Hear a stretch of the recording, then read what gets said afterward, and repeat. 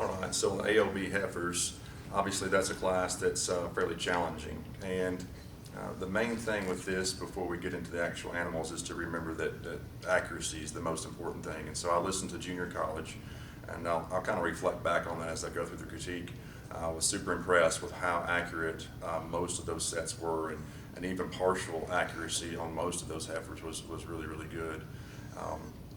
Just talking through those heifers really quickly, most of you saw them pretty well. The number one heifer, she's a big, powerful heifer in terms of her body mass. She's balanced enough for sure, and she's one of those that, as a committee, we tended to get her toward the top, and so she ends up being our first place heifer in the class, and so one's going to start that class. She does have some faults. Some of you mentioned those. She's not super neat up front. She does have some extra conditions. Some of you talked about her feet as well. She does tend to waddle just a little bit because she is heavy bred. And those are things that we just need to be mindful of and not be too critical on her structure. A nice solid heifer to start that class, obviously not a dead giveaway by any stretch. Looking at the number two heifer, many of you found her and saw her well. She's just one that is kind of nice from the side. She's really good in straight in her lines, and you appreciate that she's kind of neat fronted and kind of has, again, that two-dimensional look to her. And most of you, at least in the JUCO side, really saw that she has some structural problems. You also saw that she needs a little bit more body, particularly at this stage of the game.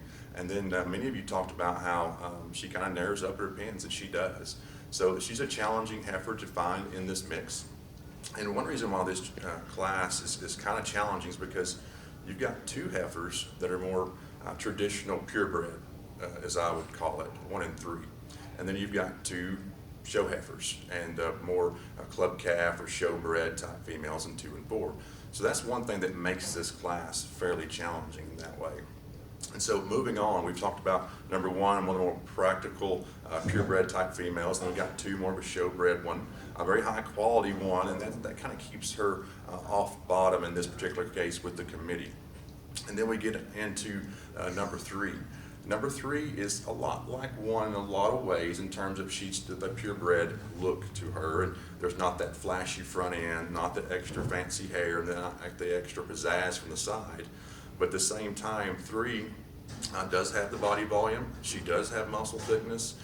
I think she gets around okay. Many of you talked about her being off in her hip and dropping in her pins, and that would be correct. She does struggle up front, on the move just a little bit, and it's kind of hard to figure out if it's just she's lazy and kind of wanting to pull back on the halter, or if she's just a little bit opened up and can't quite get her head up a little too much there. So thinking about 3, she's one that, as the committee saw that heifer, she's maybe has some quality issues in this particular class, just her head, that hip that we talked about, maybe not tracking as well for some in the committee as well. And then we get into the number 4 heifer. The number 4 heifer, again, the other show heifer, the other showbred type heifer. From the side, you look at her, a lot of you really tied into her really hard. Just be a little cautious with that because she is super cool. I mean, she's got a really neat front end. Some of you call her exotic. That's a term I don't really prefer. It's still talking about breeding cattle here, in my personal opinion at least. And so she does have adequate body type. She's deep enough. She kind of has a maternal look to her body cavity, relative to 2 at least. She, from the side, needs to be stronger behind her shoulders, and the reason is because she probably needs a tick more muscle up there too. Some of you talked about her being tucked in her forbidden flank, and I wouldn't necessarily argue with that a whole lot, but she does have a little bit of body there in the middle. She's not super stout pinned, but she's got adequate muscle thickness. She's not super stout and not super heavy muscled. She's one of those heifers that she has some nice pieces and she has some quality about her, particularly through that front end, and she gets out and moves and tracks okay. Some of you talked about her feet and her toes, and I think there's a concern there just a little bit.